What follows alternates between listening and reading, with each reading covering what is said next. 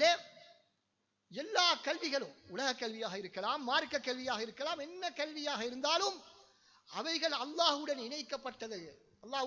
இணைக்கப்பட்டது. ஒரு முஸ்லிமை பொறுத்தவரையிலே எந்த கல்வியாக இருந்தாலும் அதனை அவன் அல்லாஹுக்காக வேண்டி என்று அவன் கற்கக்கூடிய நேரத்தில் அது இபாதத்தாக மாறுகிறது. உலக கல்வியை பொறுத்தவரையிலே அதனை நாங்கள் அல்லாஹுக்காக வேண்டி நல்ல நோக்கத்துக்காக இஸ்லாத்துக்கும் முஸ்லிம்களுக்கும் சேவை செய்வதற்காக நமது தேவைகளை நிறைவேற்றிக் கொண்டு அதன் மூலமாக இபாதத்துகளுக்கு நாங்கள் வலிமையை பெற்றுக்கொள்ள வேண்டும் என்பதற்காக நாங்கள் கற்றுக்கொண்டால் அது இபாதத்தாக மாறுகிறது. அப்படி கற்றுக்கொள்ளாமல் வெறுமனே உலக லாபங்களுக்காக மாத்திரம் நாங்கள் கற்றுக்கொண்டால் அது ஒரு பொதுவான ஒரு செயற்பாடாக அது மாறும். அதற்காக நன்மை கிடைக்க மாட்டாது. ஆனால் மார்க்க கல்வியை பொறுத்தவரையிலே அப்படி முடியாது. அதனை நாங்கள் அல்லாஹுக்காக வேண்டிதான் கற்க வேண்டும். அப்படி கற்காவிட்டால் அது பெரும் பாவம், அது மிகப்பெரிய ஒரு பாவம் என்பதாக மிக தெளிவாக குர்ஆனிலும் ஹதீஸிலும் எங்களுக்கு சொல்லப்பட்டிருக்கிறது. எனவே அன்பார்ந்த சகோதரர்களே, எல்லா கல்விகளும் அல்லாஹுக்காக வேண்டி என்ற எண்ணத்திலே தான் நாங்கள் கற்க வேண்டும். இது முதலாவது அடிப்படை. இது முதலாவது இஸ்லாமிய கல்விக் கொள்கையின் அடிப்படை. எல்லா கல்விகளும் எல்லா அறிவுகளும் அல்லாஹ்வோடு சம்பந்தப்பட்டிருக்க வேண்டும்.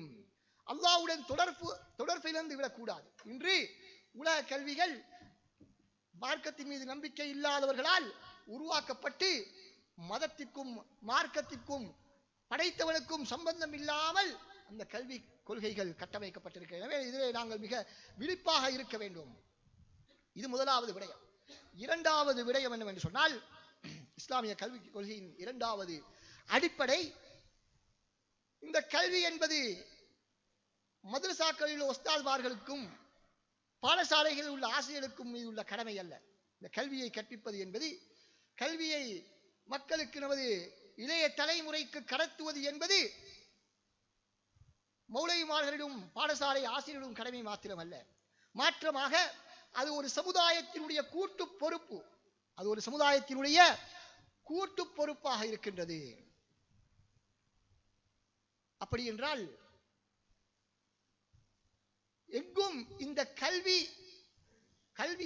கல்வியினுடைய உணர்வு எல்லோரிடத்திலும் இருக்க வேண்டும்.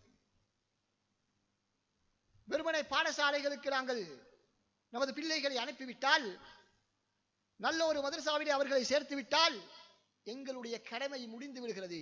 நாங்கள் பணத்தை செலவழிப்பதற்கு மிகச் சிறந்த ஒரு பாடசாலையை நான் எனது பிள்ளையை சேர்த்து விட்டிருக்கிறேன், எனவே இத்தோடு எனது கடமை முடிந்து விட்டது என்று யாரும் நினைக்க முடியாது. பெற்றோர்கள் மிக முக்கியமானவர்கள். ஒரு அறிஞர் சொல்வார், அல் உம்மு மதரசத்துன், ஒரு தாய் இருக்கிறாளே